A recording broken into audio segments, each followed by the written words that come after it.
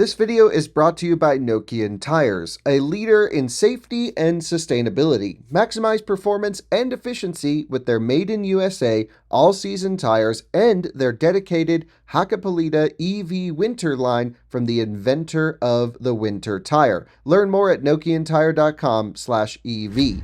This video is also brought to you by Magna, forward for all.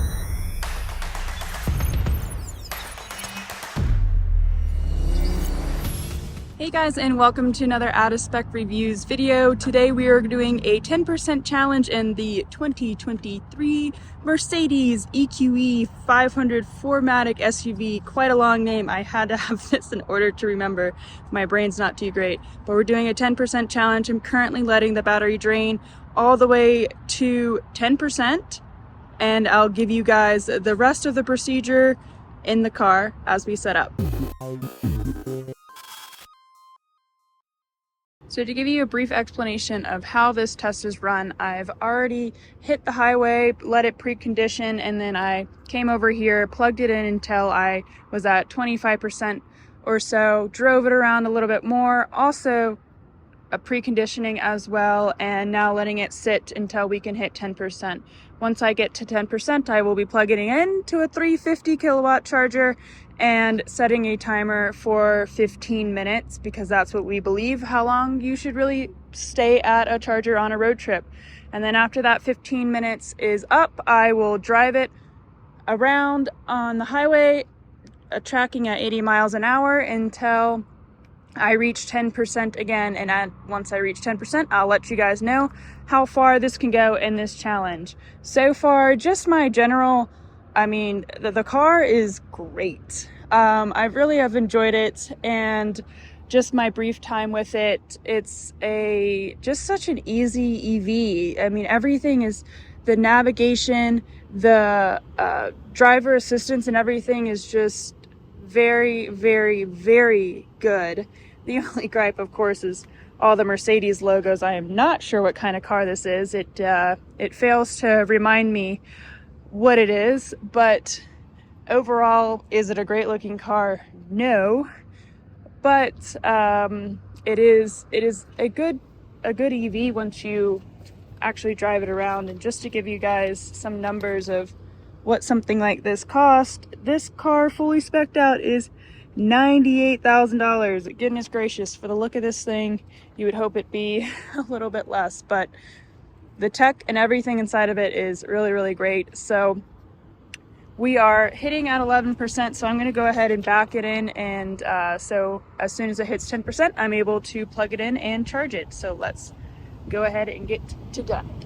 Alrighty, so got the car nice and plugged in here. Charging is ramping up, and the next step that I'm gonna do is to simulate everybody sitting in the car is that I have climate control on 70, and I'll go ahead and just put these windows up as well, and set the timer for 15 minutes, and also time the handshake, which was actually really quick. It only took like 30 seconds, which is, I think, record timing. But I believe this car also has plug and charge, which kind of makes sense as well.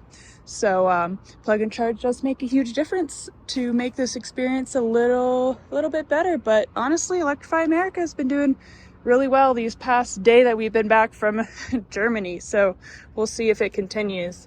So we're gonna wait for 15 minutes here and then hop on the highway. This thing is charging so well.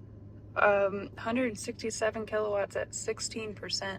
That's pretty good, and we're only about 3 minutes in, so this could be a long night. While I am waiting here, I'm going to go ahead and reset the trip calculator. So that's all reset, and this one's reset. All right, so everything is good, so I'll be able to give you the correct information after this test is completed. But to go ahead and show you guys what we're charging like here, go all the way down, and here we go. Oh, well, that's not good. It was just at 180 kilowatts, and now it's dipped down to 35 kilowatts. Okay. must have been just a quick glitch in the system. We're ramping right back up, so that is good to see. Not sure if that was on the charger end or on the car's end, or if that's just kind of normal. Probably not, I would guess not, so I don't know. But we're still doing pretty good. Alrighty, the 15 minutes is up, and what just rolled in here is an ID4 that's towing, and they're doing the back end trick, but I'm not sure the cable is going to reach. I hope it does. They might just have to put it on the curb a little bit or just swing on in. Nobody's going to care. But anyways, so the climate control is off while I'm talking to you guys, just so I'm not draining any battery. But we gained about, or exactly 19% of charge, and get on the highway, get up to 80 miles per hour, and drive this down to 10% and log what it is. So let's get this car ready to go and get on the road. All right, we're merging onto the highway, and as soon as I get on there, I will put it to 80 miles per hour and set the cruise control. I already know that it's whatever it says in the car is indicated to correct GPS 80 miles per hour as well, so there's nothing I need to do to adjust the speed in order to match. And so up we go and off we go until we hit about 10%, and I'll give you guys an update in between. So we've dipped down the first 10% or so, and we're at 24 miles and heading straight into the middle of Wyoming, which is always great, and being able to average 80 miles per hour, which is absolutely amazing considering the stretch from Loveland into Fort Collins always has some kind of construction zone areas, so I always have to be cautious with that. But they were not working tonight, so there we get to go. I did want to show you guys once I get a chance. Well, first I'll show you this. So look at the floors. It changes colors, and as soon as I go up, it goes into the heat. That's so cool. I thought that was a really neat feature. I noticed that when I was driving down here, but I also wanted to show you guys this cool light fixture and automatic lane changes, and it does it absolutely so smoothly. And eventually it's actually while I'm on this drive mode, the self-driving mode, it will program me to go back into the right lane if I'm hanging out in the left lane too long, which is interesting. But it was also very annoying while I was navigating to the charger, but didn't want to actually take an exit. And it kept trying to push me over and putting on the signals and everything, so I just looked like a crazy lady. But see, here it goes, and it's making the lane change all by itself because it did not want me to hang out in that left lane too long, which, I mean, yeah, that's totally cool. That's such a German thing to do, and something that needs to be implemented here in the United States, because this Jeep right here has been sitting behind me this whole time, never getting over at all, and that is just such annoying behavior. So off we go, and 27%. So we're almost dipping down to where about I have 10% left to go. So I've put the charger back in, so it will do preconditioning if it's going to do any preconditioning, and to head back in the other direction to kind of even out any headwinds or anything logistical like that, to make this a fair chance. But we're almost ticking down to about 10% left here, and we've gone 37 miles, so roughly I would say 38 once we tick down. Oh, okay, well, 38 now. And we'll be turning around here momentarily, and once we turn around, I'll give you guys another update. Also, I mean, I'm just so impressed by this driver assistance system. So we're getting up pretty close to this car here, and it wants to maintain 80, and it makes the lane change for you. I mean, that is just totally awesome. I am so impressed by this, and as soon as we pass this and we're about 100 feet or whatever in front of it, it's gonna make an automatic lane change back. I mean, this is so impressive. There it goes. And it even shows a little arrow as well on the road, which is really neat. I'm not sure if the camera can quite pick that up, But overall, I'm very impressed with the driver assistance system, and just the overall UI is very snappy and all that fun stuff. And I mean, the room inside this car, I'm comfortable. I'm sitting nice and comfy. The ambient lighting, of course, is just absolutely beautiful. And at night, you don't gotta see all the logos, which is great. And it seems like the back seats is plenty room for a good dog hauler, which is always fun. And we are now reaching the Wyoming border. Hello, Wyoming! Into Bison Land. Cherry Ranch Road is where we're going to be turning around, and that's where this huge bison ranch is, which is really neat.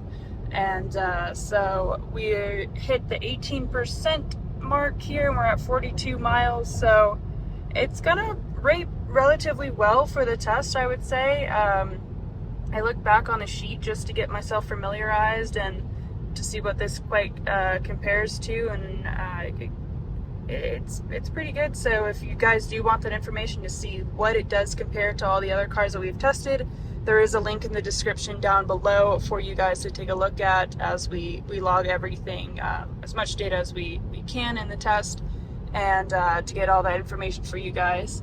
And yeah, so the turnaround point is here in just another mile, and I'll update you guys then. So here we are exiting onto Terry Ranch Road, and just make this quick turnaround here. Of course, you can buy fireworks whenever, if you guys can see through the dirty glass, I guess.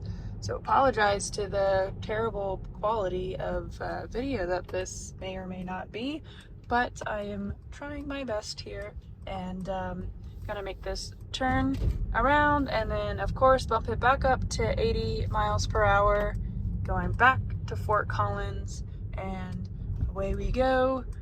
No, the road's not closed. We'll get up to speed and lock it all back in and update you guys here when it hits 10%. Alright, so the reserve level charge battery thing came up, and we are at 11%. And just gonna keep recording here until we hit 10%, so I get it right on the nose of what it is. But this needs to go away so you guys can see the screen. So I will update you here soon. And there we go, we've hit 10%. 67 miles is how far we went, and just in time for my exit here into Wellington. So that is that's the test here, and I will finish up with some final thoughts here once I get back to the charger. Alright, so we're back here at, well, we're not at the EA charger, we're actually at the Wellington charger, so I didn't have to drive all the way back to EA. But anyways, so the car traveled 67 miles, which is pretty good according to all the other cars that we've tested. It's kind of in line with everything. Of course, it's no Porsche Taycan, but it did pretty well in my opinion. Being able to travel that far with only 15 minutes of charging is decent, and that's only just going to get so much better in the next 10 years. We're going to be looking back on these videos and just laughing because it's just going to be a quick zap up like the lovely gas stations. Hopefully one day, we'll see.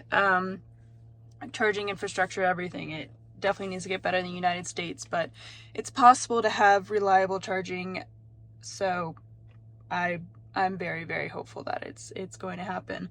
But overall, like, comfort, the driving and everything, like, it was just so impressive. I would really recommend this car to people if you have the money. It is very expensive. So maybe the used market is a little bit better.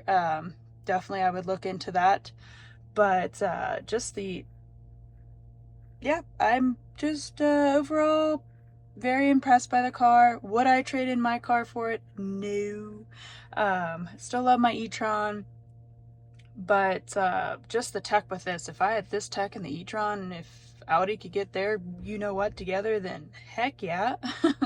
That would be totally awesome. But that concludes this video, and just about anything and everything that I have to say about the car. It's just pretty good. And there's no real complaints about it.